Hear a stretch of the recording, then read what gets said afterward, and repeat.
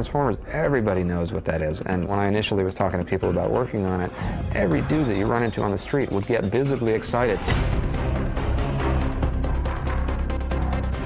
It's hard to imagine when you do it as big as you do in the first one, how are you gonna do it bigger in the second one?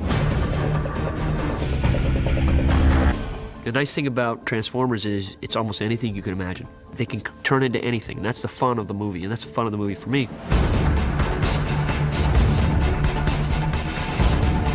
I actually read a treatment or an outline before I got the actual script. And even then, I thought, oh my God, this is going to make the first one look like a margarine commercial. It was certainly scale-wise the biggest thing I'd ever shot. We had every bit of equipment known to filmmaking multiplied by a factor of 10. I don't know what it's like to be a man and be full of testosterone, but when those fly over, it made me feel very masculine and aggressive, like you want to just punch someone.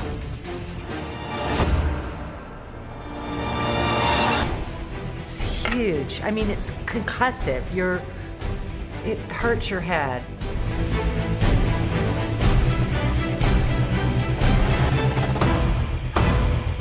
Dude, it's the biggest thing ever.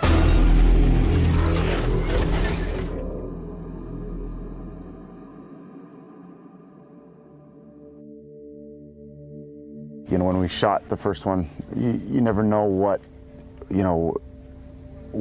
the film is going to turn out like. We're out here shooting all this stuff, and you don't know what the robots are going to look like. You don't know if it's going to feel real or not. Nobody could imagine what real live robots would look like. They didn't think we could do it. Their first instinct was, oh, you couldn't possibly make 30-foot robots look real.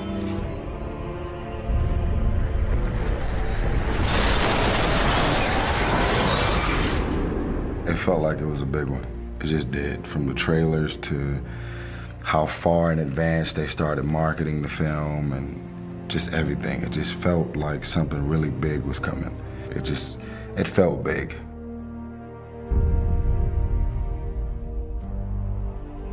You know, with all the explosions and all everything going on, it felt like it was really real, and sure enough, when I saw it in the theater, I was really impressed by it. The theaters that I went to when I was really like low-key, wear my hat and go to the theaters with my friends, people would be shouting and clapping, and it was an event.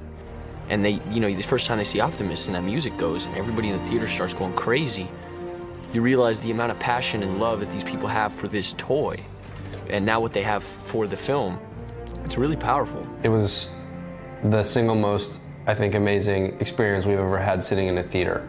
Just listening to so many crowds roar at jokes and at the action sequences, and it couldn't have been more satisfying for us, so we were really thrilled. I was actually shocked about the release of the first one. I think, what this movie does, Transformers, there's a kid in everybody. It kind of releases that in you. People want to feel young when they see a movie like this, and that's kind of what it does, I think. There are particularly a couple of elements that stood out for me and made it really appealing. I think Shia's performance is phenomenal. He really brought so much to the role, and he's very engaging. And Megan Fox. I mean, what are those shots? Megan is constantly running in slow motion. And, those shots of her leaning over the car and everything, I mean, that had to have had something to do with the success of the movie, right? I think the decision that we made early on in the script to find a very basic human emotion to tie the story to, boy gets car, gets girl. Everybody could relate to that rite of passage.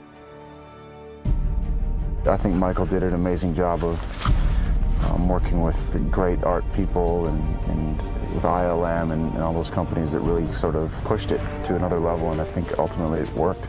I've never been a big fan of CG movies. There's always that issue of the CG work not really embedding itself well into the action. And Transformers was one of the first films that I thought really blended fantastically well. They did a phenomenal job.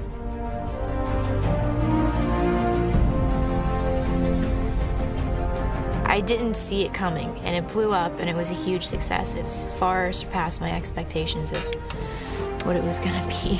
I think we were all caught off guard a little bit. You know, when you first saw the film, you knew Michael had done something special with the idea. But you can never anticipate how the audience is going to react. And the fact that not only did they react so positively initially, but over time, the anecdotal evidence of how much they love it is so clear to all of us, whether it's kids coming up to you or whether it's parents or, you know, anybody. It's amazing to me the number of people who today still talk about it like it was just released a few months ago. I think everybody knew it was going to be popular, but to that degree, no, I don't think anyone could have foreseen how massively successful it was. When we were making the first one, I thought for sure there would not be a second one, but after it came out and it made so much money, all of us obviously sat back and said, okay, when is the second one coming around? Originally, we did struggle. We didn't have a story in our heads of exactly what story to tell. And we had a writer's strike pending. You know, the Writers Guild was going on strike, and you know, so that made it pretty tricky. And the original writers, Bob and Alex, said, look, we'd love to do this. We love this property. We don't really know what the next story should be. We hesitated on doing the movie for a while because we needed that big idea that made the movie feel really worth doing. And one of the things that we found in looking through the lore and also in asking ourselves what sequels we loved as kids was the fact that there's literally a chapter in the Transformers book that talks about the 20 years of Transformers called The Many Lives and Deaths of Optimus Prime. It struck us that if we were able to do something as horrific as kill Optimus Prime, pin the responsibility of that on Sam's shoulders, it would really fuel his quest as a hero to make right to the mistake that he had made. And we also knew that if we could make the resurrection of Optimus Prime be an incredible journey that required putting pieces together, if we get the audience to the end of that journey, they would be so satisfied because experiencing both the loss of this character that you love and then bringing him back to life would be so uplifting that it felt like the perfect place to get to in the third act. And that's how we ended up coming to the idea of doing that. But we knew the strike was looming and that there was a finite period of time that we were going to have to develop the story, then we were going to have to stop, and then the minute the strike was over, we were going to have to bang through the script very, very fast. And it felt like a pretty daunting prospect. So we said to the studio that we really needed to bring in someone else to be able to deliver on the timeline that they wanted it done by. When it was unclear whether they were going to be able to work on the sequel, I got a call from DreamWorks asking if I had any interest in working on the sequel. And I said, well, I did, but I thought Alex and Bob might be writing it. And they said, well, we're not sure if we're going to be writing it. By all means, go ahead and take the meetings on the project. And by the end of it all, Alex and Bob and I had all decided that the way we could make this work was to all write on it together. Well, at the very beginning, Alex Kurtzman and Bob Orsi and Aaron Kruger sat down with myself and Lorenzo Bonaventura and certainly Michael Bay to try to figure out where we go from here. We started out at the very beginning with Michael saying that he wanted this movie to be an adventure. He wanted to go places with the story. I was just instantly drawn to the idea of they've been here a long time. I'm like, let's start looking at some of the big monuments. So we began with looking at a lot of archaeological sites, and within just a few weeks, Michael sort of settled in on Egypt and on Jordan, and just on the tremendous history of human civilization that part of the world embodies. And he felt like it would be really representative of the immense history to the Transformer civilization that we wanted to explore in the story of this movie. There is a lot of mythology behind the Transformers toys and the brand. It's not like a lot of other properties that they turn into movies. You know, it wasn't a comic book originally, it was a toy, but subsequently there was a lot of stories that were told about those robots. One of the things we wanted to do in this film was open the floodgates a little bit and tell the audience that there is an entire universe out there, not only of Transformer characters, but of Transformer history. And there are chapters within books of the story of the Civil War on Cybertron and the story of where Transformers came from and how they were created. And there are all sorts of stories within this universe which we could explore. And the trick is really to make that mythology work while maintaining the human story of the characters we've come to know and love on Earth. The first movie was so much about this innocent kid wanting to get the girl and wanting the car to get the girl, and then finding himself inadvertently the center of an alien war and rising to that challenge.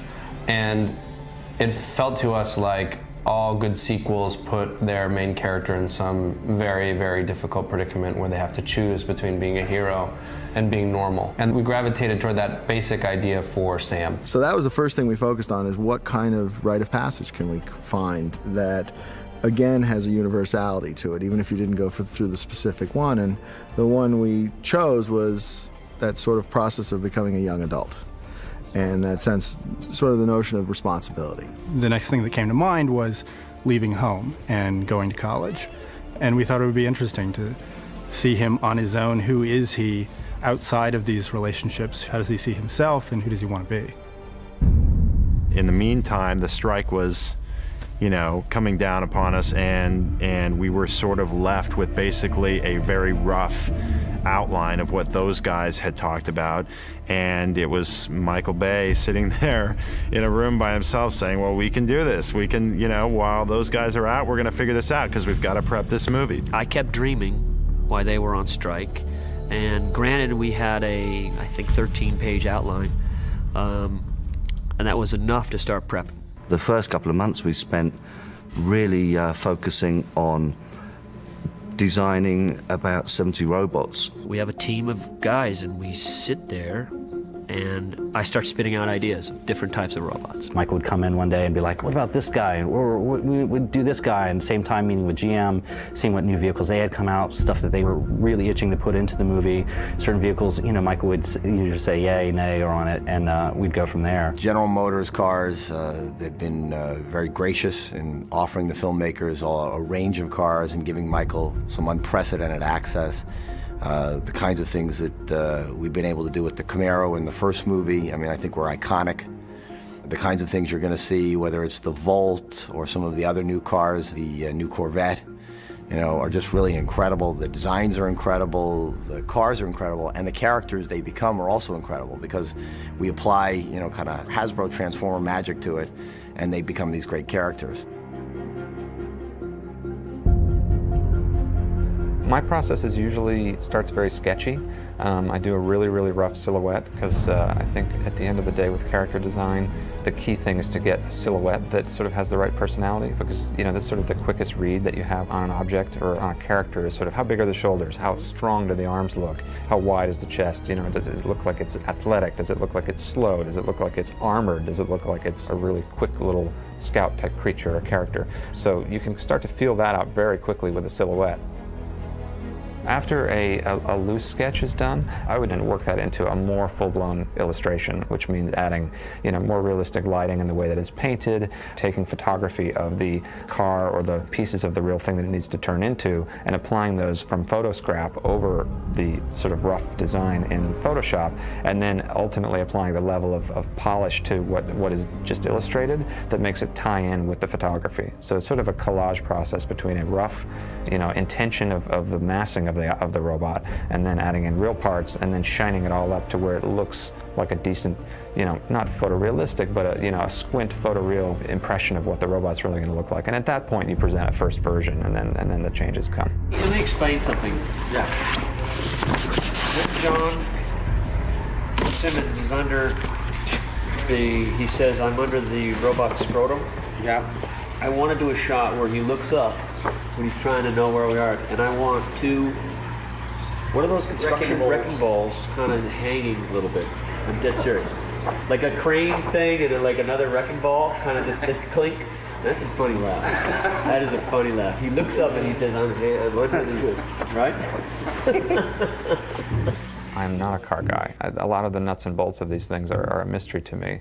But in a way, it was a benefit because applying the logic of someone who knows what every single piece inside of a car does and looks like, and it looks like when you pull the case off and you expose the gears and all that. If I had had that kind of a mind when approaching this kind of, collage-like sculptural way that we designed the robots, I think it would have actually slowed things down. So in my ignorance, I'll do things like have 2 sets of something in a robot because you want to use it on both legs, where there's only one of them in a car. But literally, I neither know nor care. so that sort of freed me up to look at the design and sculptural qualities of these car parts and use them, as a texture and not worry so much about the literal, aspect of it, which of course creates trouble for the people who have to make the toys and for the people who have to figure out the transformations in the movie. But we kind of knew that going in, that we wouldn't have the time to make robots that would look really, really cool and also be engineered properly. That to do that, all of that elegantly and perfectly is a whole different kind of design process. That's like NASA type design where you need a huge team of people and it takes longer. So our goal was to come up with stuff that looked cool enough to satisfy the director, because at the end of the day he wants the stuff to look cool. And then it was, to be honest, somebody else's problem to figure out how to transform it.